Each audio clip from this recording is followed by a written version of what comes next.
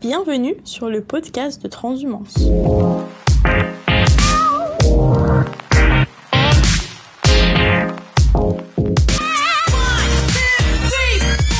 Aujourd'hui, nous nous retrouvons pour un nouveau numéro présenté par Claire Courroyer.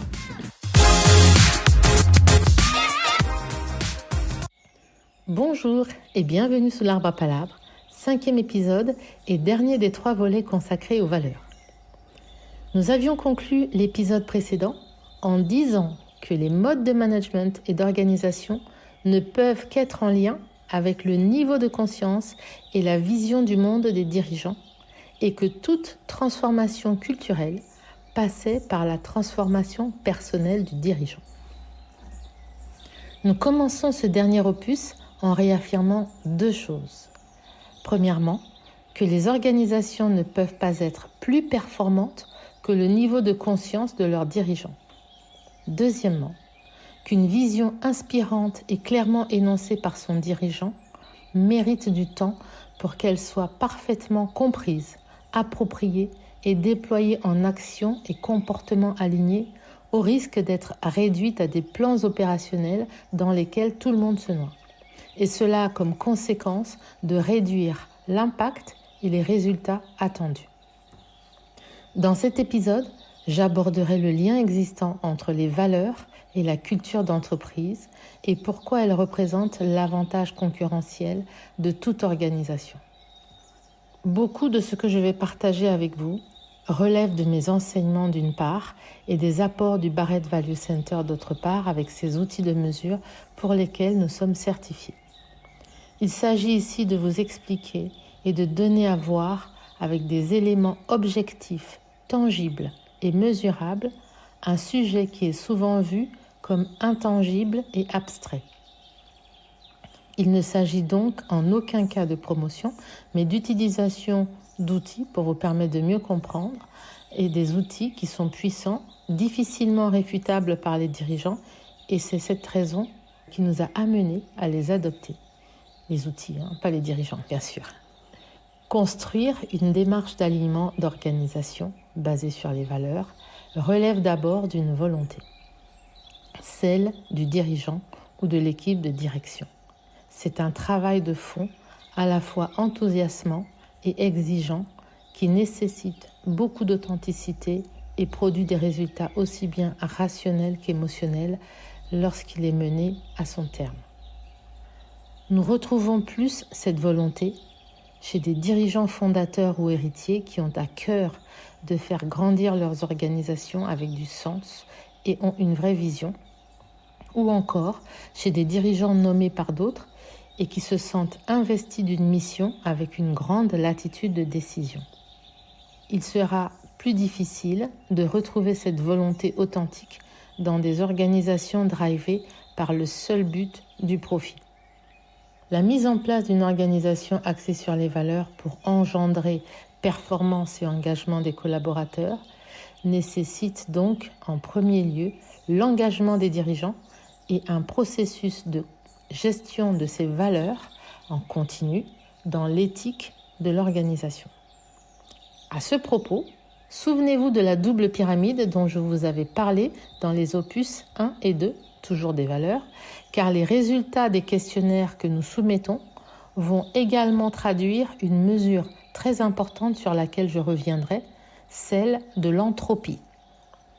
Lorsque les dirigeants sont anxieux et craintifs, ou qu'ils adoptent des comportements dysfonctionnels tels que le contrôle ou l'excès de contrôle, ce qui traduit une insatisfaction de leurs besoins fondamentaux, une des conséquences sur l'organisation pourra être un niveau d'entropie modéré à fort. Je reviendrai rapidement sur cette notion.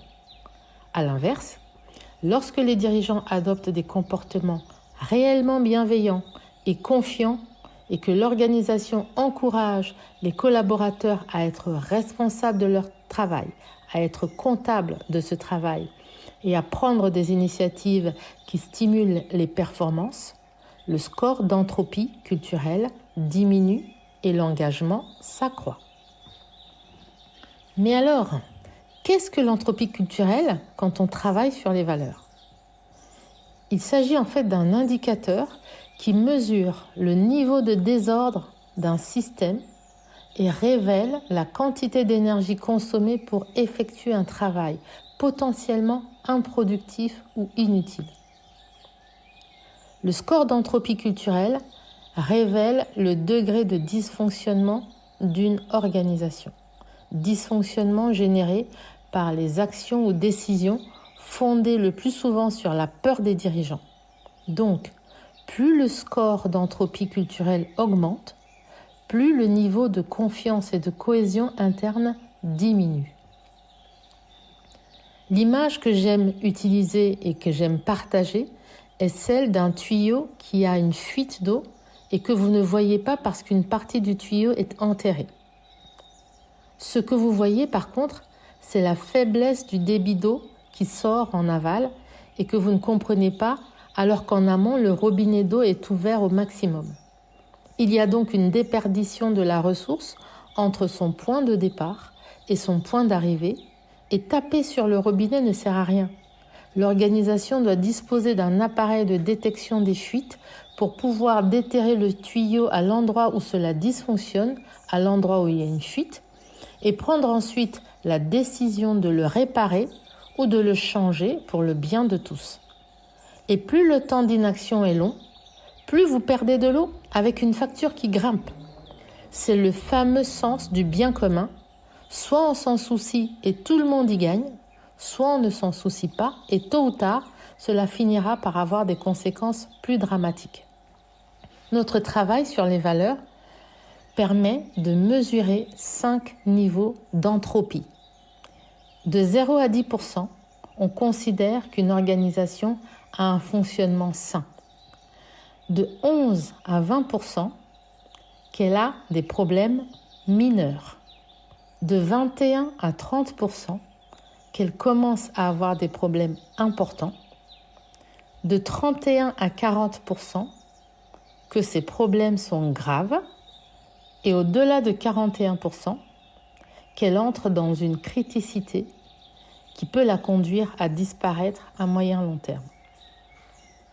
Ce travail est donc exigeant, précis, car il va passer par différentes phases dont le but est l'alignement structurel de toute organisation avec des résistances conscientes ou inconscientes auxquelles nous ferons face.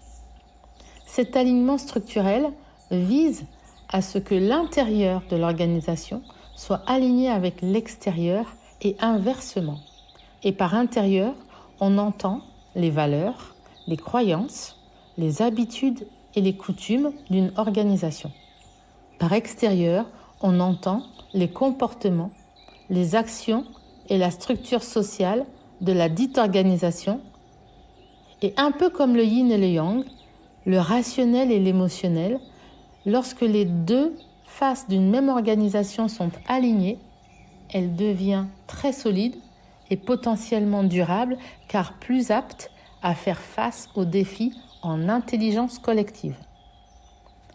À l'inverse, lorsqu'une organisation affiche à l'intérieur ou à l'extérieur des valeurs de ce qu'elle n'est pas, par exemple, communiquer sur le fait d'aider les jeunes à réussir leur insertion, et que paradoxalement, cette même organisation, de par ses décisions environnementales à risque, compromet l'avenir de ces générations futures, on est clairement dans un désalignement, dans un discours trompeur et marketing qui n'a aucune congruence structurelle avec elle-même et qui n'a pas de lien avec le bien commun d'autre part. Comme vous le comprenez à présent, travailler sur les valeurs d'entreprise n'a rien d'un travail conceptuel ni utopique. C'est au contraire de la précision, c'est de l'assertivité et de l'ancrage pour affirmer la différence d'une organisation et aboutir à son avantage concurrentiel vis-à-vis de l'ensemble de ses parties prenantes. C'est un travail de bâtisseur qui donne une vue d'ensemble de 4 grands éléments. Premièrement, de ce qui est important pour tout le monde. Deuxièmement, de la manière dont vous percevez tous le fonctionnement actuel de votre organisation. Troisièmement, de la manière dont vous voudriez voir l'organisation évoluer dans ses valeurs. Quatrièmement, de la feuille de route qui intégrera les différents changements avec les indicateurs clés de performance dont vous pourrez mesurer les progrès et les besoins année après année. Et à propos de changement, je vous propose également de nous arrêter un court instant pour bien poser ce qu'est le changement et ce qu'est la transformation, tant il y a de confusion entre ces deux mots. Le changement est ce qui se produit à l'extérieur d'une organisation ou d'un individu et qui l'oblige à s'adapter pour survivre, comme par exemple la concurrence ou encore l'évolution des conditions climatiques et de ses conséquences. La transformation, elle, correspond aux réactions humaines qui se produisent à la suite de ces changements externes tels que les sentiments, les résistances diverses, les attitudes, les provocations, etc. En d'autres termes, le changement vient de l'extérieur et la transformation se produit à l'intérieur de nous-mêmes. Tous deux s'inscrivent dans deux échelles de temps différents, courts pour le changement et longs pour la transformation. Et c'est pour cela que notre métier est d'accompagner les transformations qui feront la réussite des changements que vous avez décidés. Et pour que ces transformations aient lieu, pour qu'une équipe soit performante, il faut qu'il y ait un niveau élevé de conscience et de confiance au sein du groupe. Car la confiance et la conscience augmentent la vitesse à laquelle le groupe est capable d'accomplir les tâches, d'éliminer la bureaucratie et d'améliorer la communication. Elles renforcent toutes deux la cohésion interne et agissent à la fois comme une colle qui maintient les gens ensemble et comme un lubrifiant qui permet de faire circuler l'énergie sans gripper les rouages. Une fois que vous savez comment chacun vit votre organisation, vous pourrez construire une feuille de route partagée sur les efforts collectifs à fournir pour atteindre vos objectifs ou améliorer vos résultats. Une des finalités est également de confronter vos process et processus pour les rendre plus efficaces. Là encore, c'est une question d'alignement. Vous ne pourrez pas, par exemple, souhaiter l'autonomie lorsque tous vos processus, très enfermants ou trop enfermants, l'empêchent et empêchent toute prise d'initiative. Travailler sur les valeurs d'entreprise passe donc par une série de 3 étapes. Celle de comprendre ses valeurs personnelles, celle de décrire comment vous vivez l'entreprise à un instant T, et celle de projeter comment vous aimeriez la vivre dans un futur proche.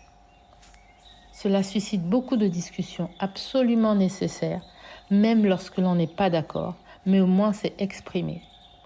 Ce qui permet d'aboutir à un choix de valeurs qui sont ensuite définies et traduites aussi bien en pratique managériale qu'en comportement professionnel, avec une toute petite condition, qu'il y ait une forme d'exemplarité et d'incarnation de ces valeurs par l'équipe de direction, si celle-ci veut que les valeurs rencontrent une adhésion et une appropriation par tous. Cela nécessite de planifier et de se projeter, d'oser travailler ensemble et de coopérer, de renforcer la confiance par des interactions plus justes et par des comportements professionnels plus adaptés.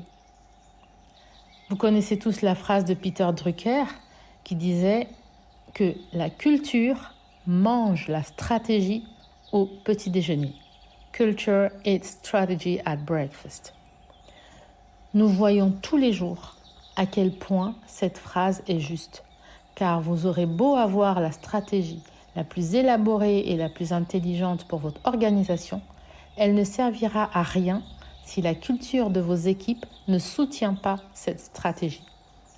Si les personnes chargées d'exécuter et de mettre en œuvre votre stratégie ne comprennent pas votre culture, si elles ne pensent pas et ne sentent pas qu'elles travaillent dans un environnement sain et de confiance, ou si elles ne sont pas alignées avec vos valeurs, elles ne se concentreront pas sur la réalisation de vos objectifs stratégiques, mais sur leur propre vision du monde et sur leur propre positionnement en lien avec leurs valeurs personnelles. Toutes les organisations mettent en place un tas d'indicateurs pour mesurer et suivre la performance et les résultats. Et quels sont les indicateurs en place pour suivre et piloter la performance d'une culture d'entreprise? Il n'y a pas de culture sans stratégie. Il n'y a pas de stratégie sans culture. Les deux sont étroitement liés, à la différence près qu'une culture d'entreprise commence par la prise de conscience par chaque individu de ses propres valeurs et des valeurs collectives du groupe pour se traduire ensuite par des comportements et des performances. Et pour qu'une culture vive et prospère, elle a besoin d'une vision, d'une ambition, d'une stratégie, d'un objectif et d'une direction partagée. Lorsque vous aurez compris qu'une organisation solide a besoin à la fois de stratégie et de culture pour permettre à chacun, à chacune de déployer son potentiel, alors vous aurez tout compris. Et le processus d'alignement sur lequel nous accompagnons est un véritable voyage qui produit des expériences, des souvenirs et des résultats assez remarquables. Voilà pour cet opus sur les valeurs. J'espère qu'il vous a plu et vous a permis d'aiguiser votre compréhension sur l'apport inestimable des valeurs pour chacune et chacun d'entre vous, pour chacune et chacun en termes de leadership, pour toute organisation. Dans le prochain épisode, diffusé dans 15 jours, on reprend notre fréquence habituelle, nous explorerons les dynamiques du changement et toutes les subtilités qui font que vous réussissez ou que vous ramez comme des galériens. Voilà, merci de m'avoir écouté. Je vous dis à très bientôt. Nassoum.